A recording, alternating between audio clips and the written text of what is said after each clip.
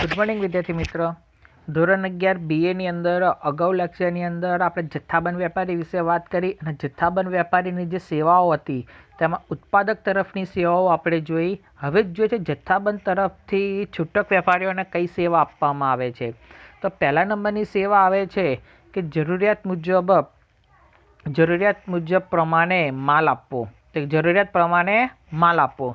તો જથ્થાબંધ વેપારી છૂટક વેપારીઓને જ્યારે જોઈએ ત્યારે પૂરતા પ્રમાણમાં તેમને શું કરે છે? માલ પૂરો પાડે છે, જેથી છૂટક વેપારીઓને માલનો સંગ્રહ કરવો પડતો નથી. આ બધો સંગ્રહ કોણ કરે છે? જથ્થાબંધ વેપારી કરે છે.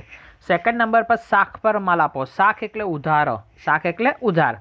તમે એકાઉન્ટની ભાષામાં જોવો છો કે જથ્થાબંધ વેપારી છૂટક વેપારીને શાખ પર માલનું વેચાણ કરે છે, તેથી ઓછી મૂડીએ વધુ વેપાર તે લોકો કરી શકે છે. એટલે કે છૂટક વેપારી ઓછી મૂડીએ વધુ વેપાર કરી શકે અને ત્યાર પછી તેમની પાસે નાણાં આવે ત્યારે તે જથ્થાબંધ વેપારીને પરત કરે છે. જાહેરાત ખર્ચમાં ઘટાડો. છૂટક વેપારીએ કોઈપણ પ્રકારની જાહેરાત કરવી પડતી નથી. એ બધું કોણ કરે છે? ઉત્પાદક કે જથ્થાબંધ વેપારી. જથ્થાબંધ વેપારી કરેલ જાહેરાત એટલે વેચાણ વૃદ્ધિના પ્રયત્નનો લાભ કોને મળે છે? છૂટક વેપારીઓને મળે છે. હવે વેચાણ વૃદ્ધિ શું કહેવાય છે? તો વેચાણ વધારવા માટેની ઘણી બધી પ્રયુક્તિઓ છે. કુલ 9 પ્રયુક્તિઓ છે અને એ 9 પ્રયુક્તિઓ તમારે 12મામાં શીખવાની છે. માટે છૂટક વેપારીઓએ જાહેરાત ખર્ચ કરવો પડતો નથી તથા તેમના ખર્ચમાં ઘટાડો થાય છે. ફરિયાદોનો નિકાલ. છૂટક વેપારી ગ્રાહક પાસેથી મળેલ અંગે જે પણ ફરિયાદો છે, ફરિયાદ કોને આપે છે? જથ્થાબંધ વેપારીને આપે છે. અને જથ્થાબંધ વેપારી મારફતે ફરિયાદો ક્યાં જાય છે? ઉત્પાદક સુધી પહોંચે છે. હવે ગ્રાહકોને ઘણી બધી ફરિયાદો હોય છે, માલને લગતી ફરિયાદો હોય છે, ઘણી બધી ફરિયાદો હોય છે. એ બધી ફરિયાદો છૂટક વેપારી લે છે અને તે કોને આપે છે? જથ્થાબંધ વેપારી. જથ્થાબંધ વેપારી ઉત્પાદક સુધી પહોંચાડે છે, જેથી તેમનો ઝડપી નિકાલ કરવામાં આવતો હોય છે. જોખમોમાંથી મુક્તિ. તો જોખમો મુક્તિ ઘણી બધી છે. જોખમો ઘણા બધા છે. એ બધા જોખમો જથ્થાબંધ વેપારી કે ઉત્પાદક ઉઠાવે છે, છૂટક વેપારી ઉઠાવતા નથી. જે રીતે માલમાં ઘટ થવો, બગાડ, માલનું નુકસાન, ભાવમાં વધઘટ, આ બધા નુકસાનો છૂટક વેપારી તેમાંથી મુક્ત હોય છે. અને માર્ગદર્શન.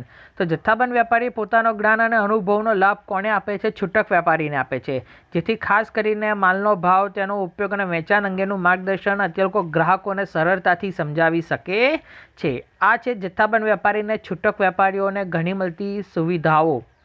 ત્યાર પછી છૂટક વેપારી કોને કહેવામાં આવે? તો છૂટક વેપારી એ જથ્થાબંધ વેપારી અને ગ્રાહકને જોડતી કડી સમાન છે. તો જોઈએ કે જે વેપારમાં જથ્થાબંધ વેપારી કે ઉત્પાદક છૂટક તથા મોટા જથ્થામાં માલ ખરીદી ગ્રાહકની જરૂરિયાત મુજબ માલનું વેચાણ કરે તેને છૂટક વેપાર તરીકે ઓળખવામાં આવે છે. જે વેપારમાં જથ્થાબંધ વેપારી કે ઉત્પાદક પાસેથી છૂટકમાં તથા મોટા જથ્થામાં માલ ખરીદી અને કોણે આપે છે? ગ્રાહકને આપે છે. બરાબર. ગ્રાહકને જરૂરિયાત મુજબ માલનું વેચાણ કરે તેને છૂટક વેપાર તરીકે ઓળખવામાં આવે છે. છૂટક વેપારી એ ગ્રાહક સાથે સીધો સંપર્કમાં એટલે કે પ્રત્યક્ષ રીતે જોડાયેલો હોય છે, તેથી તે ગ્રાહકોની જરૂરિયાતોને સમજે છે. પરિણામે ગ્રાહકને ઉત્તમ સેવા આપવાનો શું કરે છે? પ્રયત્ન કરવામાં આવે છે. છૂટક વેપારી માલ વિતરણ માર્ગમાં જથ્થાબંધ વેપારી અને ગ્રાહકને જોડતી કડી સમાન છે. છૂટક વેપારી એ ગ્રાહકને અને જથ્થાબંધ વેપારીને જોડતી કડી સમાન છે.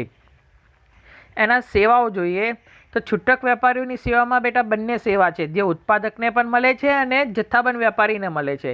તો પહેલું છે બજાર અંગે માહિતી. છૂટક વેપારી બજાર સાથે જોડાયેલો છે, ગ્રાહક સાથે જોડાયેલો છે. તો બજારની તમામ પ્રકારની માહિતી શું કરે છે? ઉત્પાદકને કે જથ્થાબંધ વેપારીને પૂરી પાડે છે.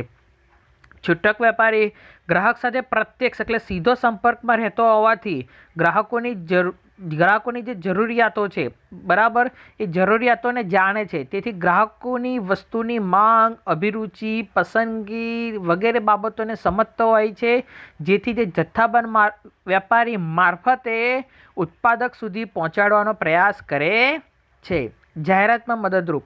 છૂટક વેપારી ઉત્પાદન તથા જથ્થાબંધ વેપારીના જે બોર્ડ છે, ચોપાણિયા છે, નમૂનાઓ છે વગેરે પોતાની દુકાન પર લગાવે છે, જેથી તેમને જાહેરાત થતી હોય છે. શાકપાત્રતામાં વધારો. શાકપાત્રતા એટલે પ્રતિષ્ઠા. ઉત્પાદકની પ્રતિષ્ઠા જે છે એ છૂટક વેપારીના હાથમાં હોય છે કે બજારની અંદર સીધો જોડાયેલો હોય છે, તેથી એ બજારની માહિતી જે હોય છે એ જાણતો હોય છે, તેથી પોતાની દુકાનની અંદર ઉત્પાદકનો માલ સામાનનું વેચાણ કરે છે અને ગ્રાહકો સુધી સીધો જોડાયેલો હોવાથી તે ઉત્પાદકની પ્રતિષ્ઠા જાળવે છે. છૂટક વેપારી સારી ગુણવત્તા અને વ્યાજબી ભાવે માલ પૂરો પાડતા જથ્થાબંધ વેપારી કે ઉત્પાદકનો માલ ખરીદી ગ્રાહકોને વેચાણ કરે છે, તેથી બજારમાં તેમની શાક પાત્રતામાં શું કરતો હોય છે? વધારો કરતો હોય છે. ત્યાર પછી એના ફાયદા, છૂટક વેપારીના ફાયદા. પહેલું, પસંદગીની તક. તો છૂટક વેપારમાં વેપારી ગ્રાહકોની જરૂરિયાત મુજબ અનેક ઉત્પાદકોની વિવિધતાવાળી વસ્તુઓ રાખે છે. છૂટક વેપારી પોતાની દુકાન હોય કે શોરૂમ હોય કે ગમે તે હોય, ત્યાં એક કરતાં વધારે ઉત્પાદકોની વસ્તુ તે રાખે છે, જેથી ગ્રાહકોને પસંદગી કરવામાં સરળતા રહે છે અને પસંદગી કરવાની તક આપે છે. બીજું, ઘર બેઠા માલ પૂરો પાડવો, હોમ ડિલિવરી. તો છૂટક વેપારમાં વેપારી કેટલીક વાર ગ્રાહકોની જરૂરિયાત મુજબ શું કરે છે? ઘરે બેઠા પણ માલ પૂરો પાડવાની સેવા આપે છે, જેથી ગ્રાહકોનો સમયમાં બચાવ થાય છે, જેથી ગ્રાહકો તેમની સાથે પ્રત્યક્ષ રીતે જોડાયેલા રહે છે. ત્રીજું, ગ્રાહકોની ફરિયાદોનો નિકાલ.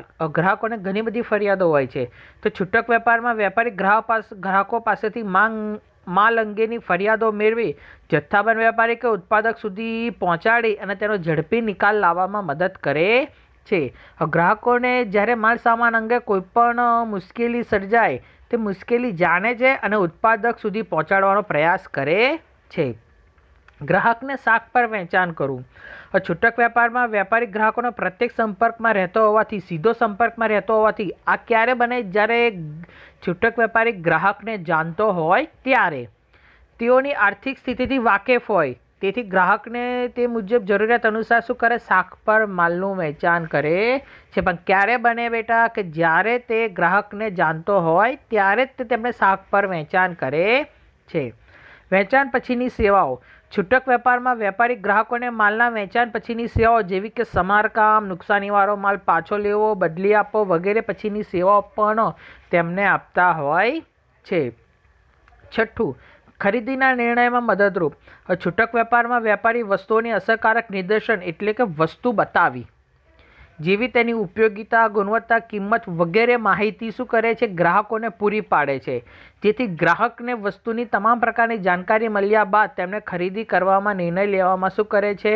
છૂટક વેપારી તેમને મદદ કરે છે. માલના સંગ્રહમાંથી મુક્તિ. તો છૂટક વેપારમાં વેપારી ગ્રાહકોને જ્યારે જોઈએ ત્યારે જરૂરિયાત મુજબ માલ પૂરો પાડે છે, પરિણામે છૂટક વેપારીએ માલ સામાનનો સંગ્રહ કરવો પડતો નથી. અને ગ્રાહકોને માર્ગદર્શન. છૂટક વેપારમાં વેપારી ગ્રાહકોને વસ્તુઓ અંગે માર્ગદર્શન આપે છે. ભવિષ્યમાં વસ્તુઓના ભાવ, વસ્તુનો પુરવઠો અને વસ્તુની વપરાશની રીત વગેરે અંગે છૂટક વેપારી ગ્રાહકોને પ્રત્યક્ષ રીતે માહિતી પૂરી પાડતા હોય છે. તો અહીંયા એના ફાયદા પૂરા થયા. ત્યાર પછી તેની મર્યાદાઓ આવે છે. તો મર્યાદાઓ છે વધુ મૂડીરોકાણ. તો એની મર્યાદા છે. છૂટક વેપારની અંદર ગ્રાહકોને જ્યારે જોઈતો હોય ત્યારે માલ સામાન લાવે છે અને વેચાણ કરવામાં આવે છે. માલ સામાનનો સંગ્રહ કરવો પડતો નથી, તેથી વધારે મૂડી રોકાણ કરવું પડતું નથી.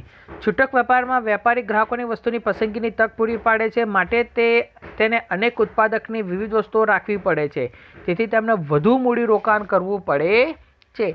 કે એક જ દુકાનની અંદર ઘણી બધી વસ્તુઓ રાખવાની હોય છે, એક કરતાં વધારે ઉત્પાદકોની વસ્તુ રાખવી પડતી હોય છે. કેમ? કે ગ્રાહકોને પસંદગીની તક આપવા માટે તેમને વધુ મૂડી રોકાણ કરવું પડે છે. નાશવંત વસ્તુઓ બગડી જવાનું જોખમ. ઘણી એવી વસ્તુઓ છે કે જે બગડી જવાનું જોખમ રહેલું છે. કેટલીક વખત નાશવંત વસ્તુઓ જેવી કે ફળ, શાકભાજી, દૂધની બનાવટી વસ્તુઓ વેચાયા વિના પડી રહે ત્યારે બગડી જવાની શક્યતા રહે છે. તે નુકસાન કોને ભોગવવું પડે? છૂટક વેપારીને ભોગવવું પડે છે. વસ્તુઓ અપ્રચલિત થવાનું જોખમ, એટલે જૂની થાય તો પ્રચલિત થઈ જાય. કેટલીક વખત ગ્રાહકોની પસંદગી, અભિરુચિ, ફેશન, ટેકનોલોજી બદલાઈ જવાને કારણે વસ્તુઓ અપ્રચલિત બની જાય, એટલે જૂની બની જાય છે કે તેના સ્થાને નવી વસ્તુઓ આવી ગઈ હોય છે. ત્યારે નિકાલ કરવા માટે શું કરવું પડે? પડતર કિંમત કરતાં ઓછી કિંમતે તેનું વેચાણ કરવું પડે છે. આ પણ એક જોખમ છે. નુકસાન, ઘટ, ભાવમાં વધઘટનું જોખમ. તો છૂટક વેપારી વસ્તુઓના નુકસાન, માલની ઘટ, વસ્તુના ભાવ વધારો, ઘટાડો જવાનું જોખમ પણ તેમને ઉઠાવવું પડે છે. તો આ બધું જોખમ છૂટક વેપારીના માથે જાય છે. અને પૂર્વગ્રહ. છૂટક વેપારમાં વેપારી કેટલીક વખત ઉત્પાદક કે તેઓની પેદાશ અંગે પૂર્વગ્રહ ધરાવતા હોવાથી તેઓ ઉત્પાદકની વસ્તુનું વેચાણ કરતા નથી.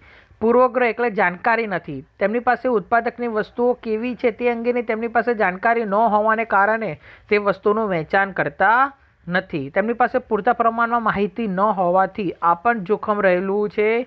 આ ક્વેશ્ચન અહીંયા પૂરો થાય છે. આમાંથી કોઈને કંઈ પણ સવાલ હોય તો મને પૂછી શકો છો. આજનો લેક્ચર પૂરો થાય છે. ફેર બુકની અંદર તમારે લખવાનું રહેશે.